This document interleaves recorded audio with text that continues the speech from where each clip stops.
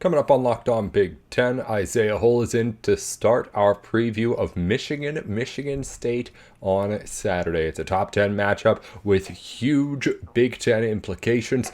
Let's get right into the show.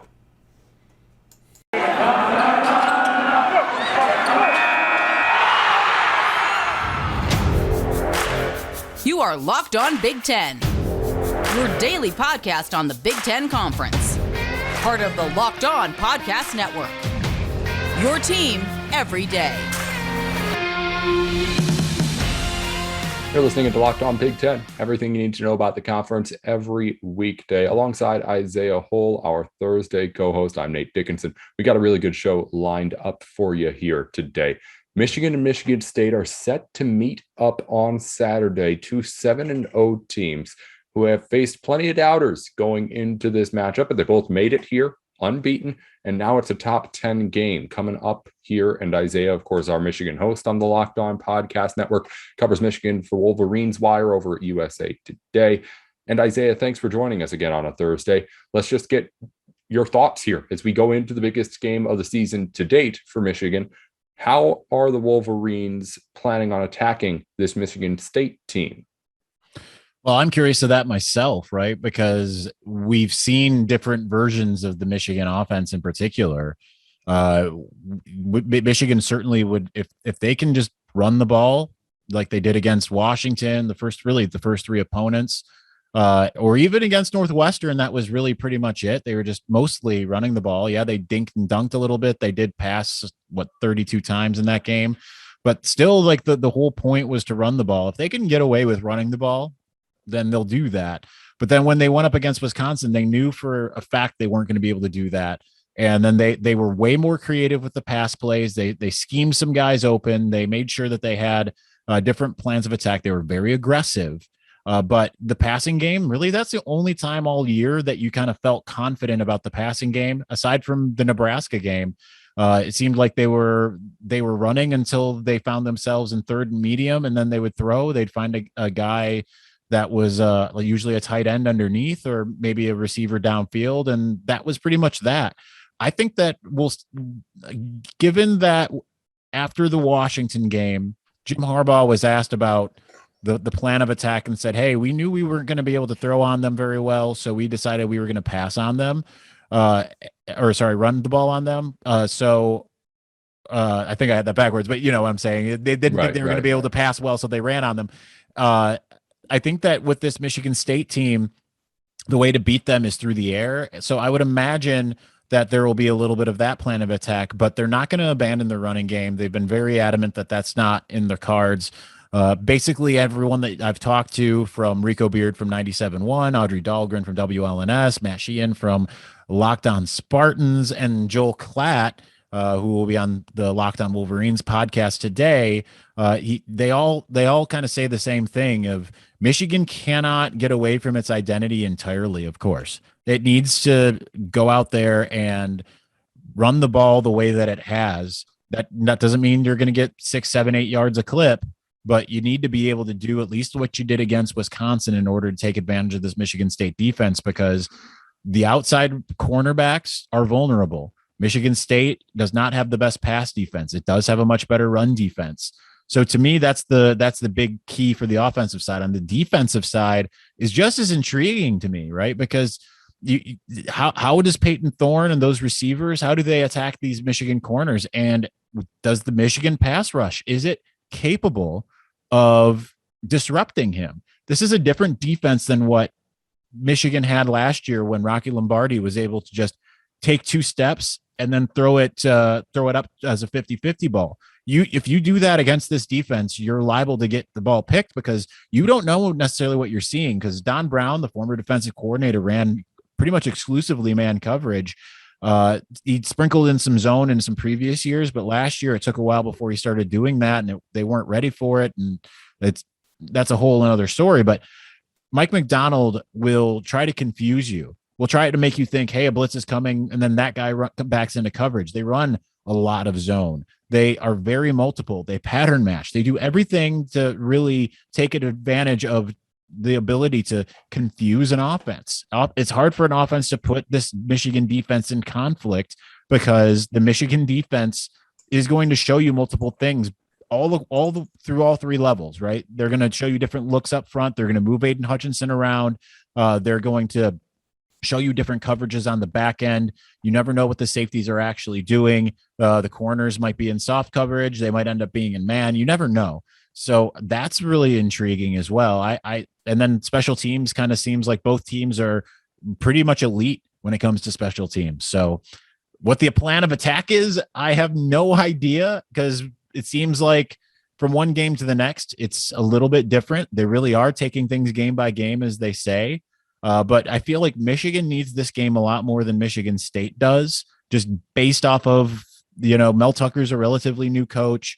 Obviously, there's some distractions potentially there with the LSU rumors. But Jim Harbaugh, after taking this big pay cut this last offseason, and the kind of discomfort that's going around in Ann Arbor about the state of the program, Michigan needs this to get back on the winning side of things against Michigan State. And so I'm curious to what they have dialed up, because I'm sure that they have something. Yeah, I talked about that a lot yesterday, just how Michigan kind of needs this a little bit more than Michigan State as far as just the expectations go. But we've talked plenty about how that's really just a Michigan thing more than it is any this matchup kind of thing or anything contextually like that. I want to ask, I guess, if we don't know what the game plan is going to be, what's the ideal game plan? If Michigan is able to get out there and establish that run, is that the best way for this team to get going on offense? How does this defense play best? Or I guess, how would it be able to react best to what Michigan State's doing? Where do you think is like the dream scenario for Michigan? How does it want this to play out? Well, for the offense, I think the big thing is to be able to be able to run the ball effectively, get into third and short, third and medium, and then take advantage of some big passing plays by using play action. I'm sure they're going to sprinkle in JJ McCarthy as well to kind of give Michigan State a different look. We've seen, starting with the Wisconsin game, he started coming in, and so far, for the most part, when he's come in, when Cade is still out, until Cade is out for the game and it's JJ's time to lead the offense, we've mostly seen him run zone read. Certainly he keeps the ball pretty much the entire time. I'm curious to see what Michigan has dialed up as far as him throwing the ball, because clearly he can throw the ball. And I think he's probably, he's certainly the future when it comes to Michigan's pass game. So I would imagine that's it. You got to have to be able to run the ball effectively to be able to throw it. And I'm curious to see how Michigan State's defensive line reacts to this. Will be the best offensive line that they've seen thus far. So if Michigan's offensive line can hold them at bay, give Cade McNamara some time, keeping in mind they've only given up 3 sacks on the entire year. One of them wasn't even really a sack. One of them was an errant JJ McCarthy backwards pass in the first game of the season. So really only 2 sacks on Cade McNamara, one against Nebraska, one from Northwestern. If Michigan can protect, which it so far has, if Michigan can hold on to the football, which Cade McNamara has thrown 1 interception on a play that should have been flagged for either an offsides or a false start, depending on which way you're looking at it. Should have been a dead play. He only threw that ball because he thought he had a free play and it didn't go well. If they can protect the football, don't have turnovers, then that's everything that Michigan wants. Michigan wins the game if that's the case, at least on the offensive side. On the defensive side, it's all about limiting big plays, because Michigan State, they're an explosive offense. And we've seen against Nebraska, against Indiana, that if you can limit Kenneth Walker and try to keep it to just a couple big plays from Jalen Naylor and Jaden Reed, then you're pretty much in a good spot. I think Michigan's going to be the best defense that Michigan State's faced, and I think it's probably not even really close. But I think Michigan State's still going to hit on those, right? Because just like with Michigan planning around this game, Michigan State certainly got some things saved up and planned around this game. So for Michigan, I think the big key is to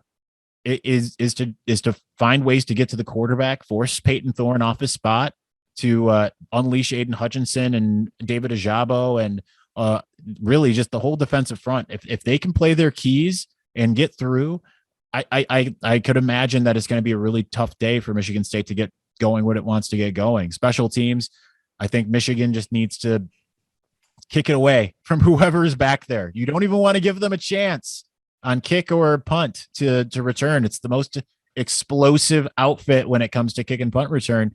You want to keep it away from them. And conversely, if you're Michigan in the return game, you want to have a little bit better showing than you've had the last 2 weeks. So it's going to be a tough one. Joel Klatt told me he thinks it's going to be a shootout, which is different than what everyone else says it, because everyone says it's going to be a grinded out type thing. Joel Klatt thinks this is going to be each team trying to match each other with explosive plays. So I am curious to see if that comes to fruition. Well, it is college football, isn't it? Anything can happen. It's a Big Ten top 10 in-state battle on Saturday. And of course, for all of the information, you can tune in to Locked On Wolverines with Isaiah, or stay tuned in with Isaiah's Twitter at Isaiah Hole too. He's always tweeting out all his stuff that he does over there. Be sure to go and listen into Locked On Wolverines as your second listen after you're done here. Thank you for making Locked On Big Ten your first listen. We're going to talk about the rest of the games around the Big Ten, or at least the ones we care about. It won't actually even be in even half of the games around the Big Ten, but we've got some big matchups coming up this week after what was a bit more of a quiet week as far as like really big, impactful games last weekend. Week 9 provides a whole lot more. We'll break it all down with Isaiah right here on Locked On Big Ten. Our show today is brought to you in part by Sweatblock. Sweatblock is the place to go for really anything you need for your antiperspirant. It's the #1 antiperspirant product on Amazon, so you know that this stuff is legit. Sweatblock has just deodorant, the stuff you know and love. Every single day, put it on. They sent us some stuff. It works great, smells great too. They also have these wipes though that it can really help you out if you just need a day where you know you don't want to have to worry about any of the sweating kind of stuff on top of anything else you may be up to in the day. You can go over to Sweatblock, get these wipes, put them on the night before, and this stuff lasts up to a week. Again, you can go to Sweatblock, try out their unique products, just the deodorant they have too. It's all stuff that's high quality, and again, the people love it. So try it out on Amazon at your local CVS, or you can use our promo code Locked On at their website at sweatblock.com for a 20% discount. Again, that's Sweatblock. Today's show is brought to you in part by McDonald's. McDonald's has always had great food. I don't have to tell you about what McDonald's is. They're all over the place, but it's also always been a great place for friends and family to reconnect, reunite, and really do anything else. So head on over to McDonald's today. Be sure to not only get, again, great affordable food, exactly what you're looking for in minutes, but also be sure to make those memories that you've been making for a really, really long time at McDonald's. Again, McDonald's helping us get you locked on Big Ten today. I'm loving it. Welcome back into Locked On Big Ten. It's everything you need to know about the Big Ten Conference every weekday. Isaiah Hull's in with us here to chat about the rest of the matchups in the conference. We went over already the biggest game of the weekend in the entire country, Michigan and Michigan State, but there are other ones with big conference implications going on Saturday too. And Isaiah is here to help us break them down. Isaiah, let's start over on the other side of the Big Ten in the West. Two teams that if they win out would win the Big Ten. They can't both do it because they're facing each other here this weekend. Iowa is at Wisconsin. And as things stand, this is a pretty big matchup because Wisconsin, if it wins this game, I guess the next biggest challenge the rest of the season on their schedule would be Minnesota at the very end of the year. So if they pull off the upset here, it becomes very realistic that Wisconsin wins the Big Ten West instead of just, honestly, the kind of joke we've been saying is a 3-loss team is the team that controls its own destiny.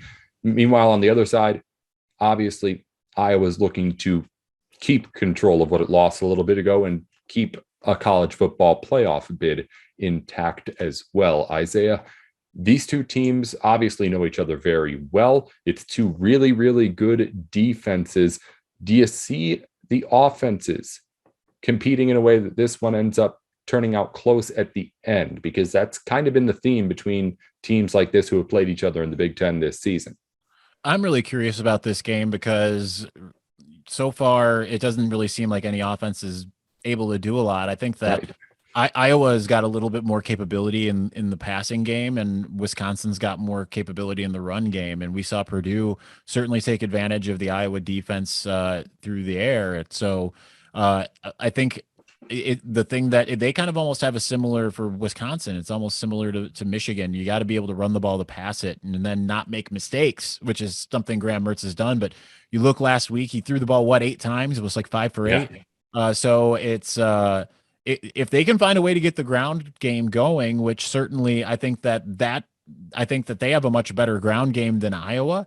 I think that that's going to be in their capability. Now, conversely, obviously Iowa wants to get the run game going, and really no one's been able to do that on Wisconsin. As far as a traditional team, Michigan's done the best against Wisconsin. Obviously, Army was able to move the ball. Army's going to be able to run on to some degree against any team in the country, Georgia included. But Wisconsin with the best rush defense in the country, certainly I think that plays into their benefit. I kind of like Wisconsin in this one just because I think they're going to find enough to get things done. Mertz played a bit better the last 2 weeks than he did earlier in the season. But again, every time they faced a tough team, the offense is kind of falling apart at the seams. Still, I think I have more faith in the Wisconsin run game than I do the Iowa passing game in a game like this. Yeah, that's a good point. I was kind of thinking of it as like, all right, I had originally went in like, okay, can Graham Mertz do enough to like win this game for Iowa or Wisconsin? And then I remembered that like Graham Mertz doesn't really have to. Spencer Petras could easily just be bad enough for Wisconsin to win the game too. I think, a game that could go either way, which is crazy thinking about where these teams were at in our minds like 3 weeks ago, maybe. But as it stands, it's a game in Wisconsin between two Big Ten defenses that are very likely, if you ask me, to keep this one close throughout. And I mean, I don't have to talk about just crazy plays that have happened throughout the Big Ten this season, crazy games, crazy quarters, anything can go down. And this is just kind of one of those matchups. It's just not always when you have those two kinds of teams also at the top of the standings in the Big Ten West as well. But that's the way that things stand, at least right now, or the way it could turn out. Again, Wisconsin still has some more winning to do to get back actually at the top of those rankings. But again, first step is a win against Iowa, and we'll see what happens. Again, it could go either way. Also, this was supposed to be a bigger matchup until last weekend, Penn State against Ohio State. These two teams obviously at one point had targets on each other's backs all season. It was weird now going into this game with Penn State having 2 losses. I've still been saying all week, kind of forgetting that the Nittany Lions don't actually have college football playoff aspirations really anymore. But where are you at with this game between Ohio State and Penn State? I mean, Buckeyes look as good as they've been all season as every single week goes on, Isaiah. Well, they haven't really played anyone since they've gotten better. But Right. With that said, I don't think it's going to matter. Penn State's defense is still really good, but Indiana's got a really good defense, and the Ohio State offense, it's found its stride. It's found that, hey, we're an elite unit. We need to play like it. They weren't doing that necessarily in the first couple weeks of the season. Now they are. They've obviously found their running back in Travion Henderson, and he's growing every single week. Then you have your cadre of elite wideouts, and CJ Stroud is hitting guys where only they can go and get it. He's looking more than a redshirt freshman at this point. So it's looking like a traditional Ohio State. It's going to be the toughest test that they've had going up against the Penn State defense. But to me, if you're Penn State, you're also dealing with a lot of distractions. You have James Franklin out there. He doesn't know who he's playing and where he's playing him, apparently. He didn't exactly give a full-throated denial about coaching changes. I think Penn State's a really distracted team, and it's a bad week to have that happen. Offensively, an absolute disaster against Illinois. I had said last week on this program, I said, we didn't want to talk about the game. I was like, let's talk about it because Penn State could be in some trouble. And I thought that was a little bit more predicated on Sean Clifford not playing, and he played and it didn't go well. So they're not getting anything from their run game. They're sometimes getting some things from the Clifford to Jahan Dotson connection. It's been about it. It hasn't really looked good the last couple weeks. Obviously, a couple losses. Ohio State, maybe with their defense, we don't know that this defense is really healed because it hasn't played anybody with a pulse offensively. Indiana's an absolute disaster. Some of these other teams they've played, Rutgers, they're not really cobbling together much offensively either. So Penn State certainly it's going to want to try to figure out what it can do from an offensive standpoint, but we haven't really seen since the Auburn game any capability from the offensive standpoint. So it'll be interesting to see if Penn State can hang around. I don't think they will. I've got Ohio State in a blowout. I think it's going to look like when Ohio State plays most teams, it might be a little harder for a little while, but then they'll find the cipher and crack the Penn State defense eventually. If it hasn't already hit wherever you're at, winter is just around the corner. So before things get too out of hand with the weather here in Big Ten country, you're going to want to head over to Rock Auto to do any sort of repairs, maintenance, upgrades, or just making sure everything's ready to go to take on what is going to be, as it always is, a long winter if you do live with us here in the schools at the Big Ten.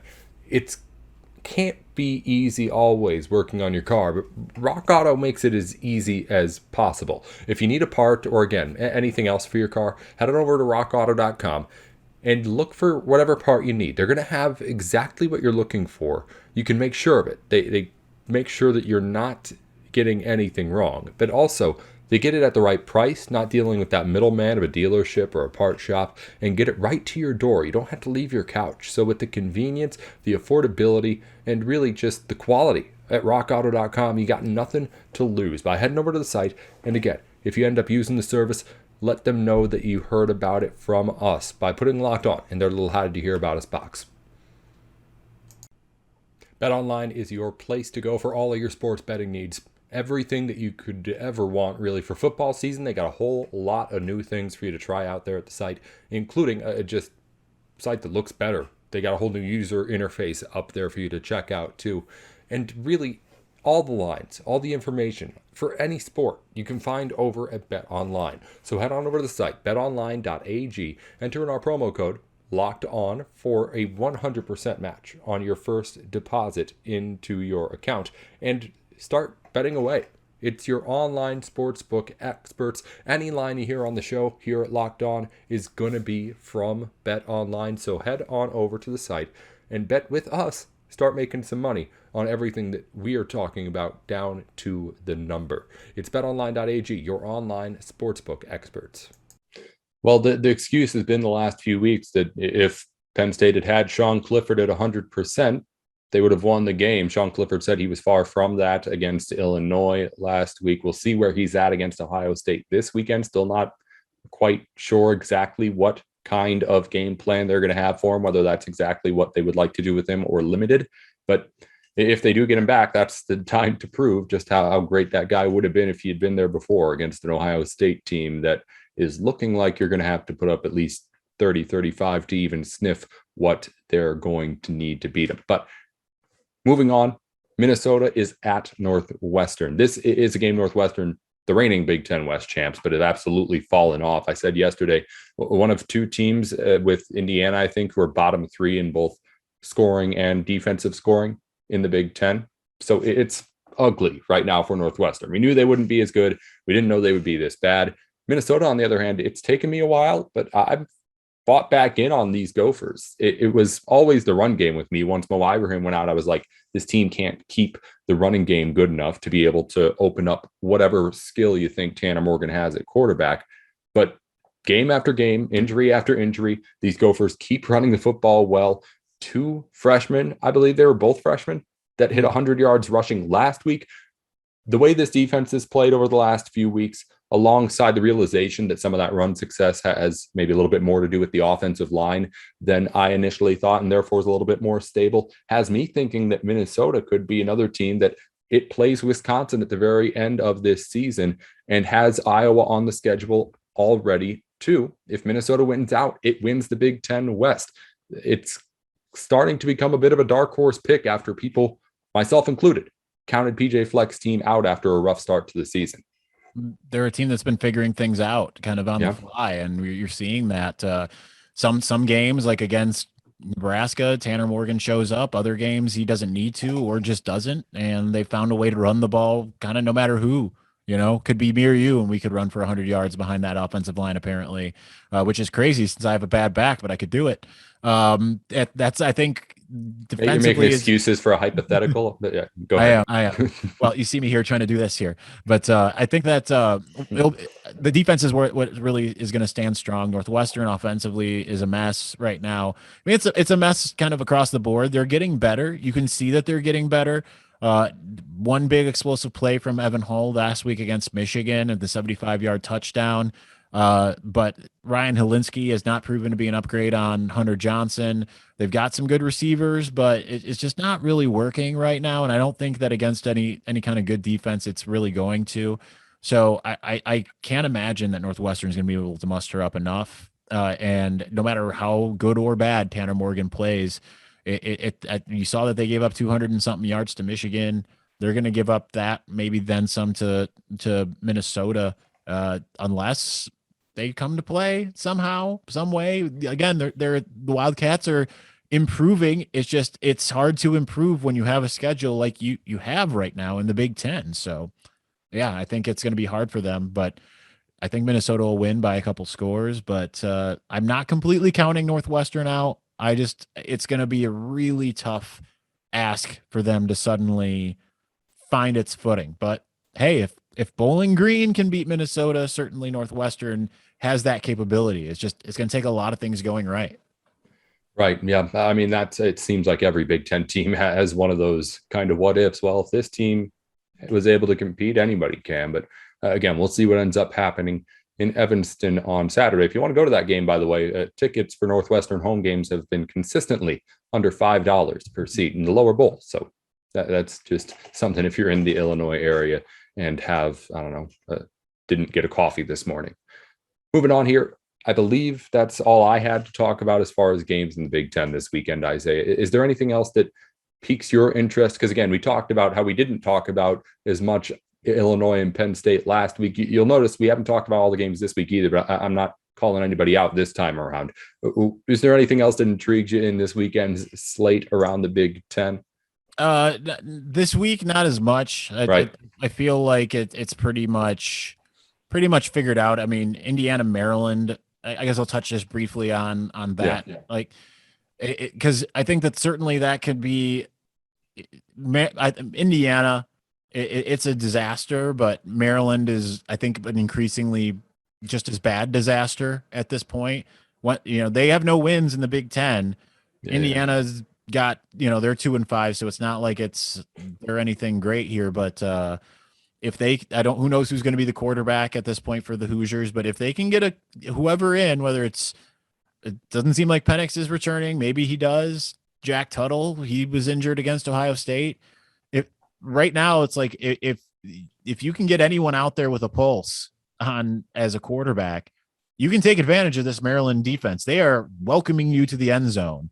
And as Talia Tagovailoa continues to lose weapons on a seemingly weekly basis, it makes it hard to imagine, especially against a tough Indiana defense. We've seen them be tough against every team except for Ohio State.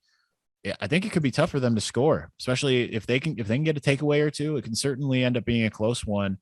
I kind of like Indiana in this game if and only if they can find someone at quarterback that can complete just a few passes.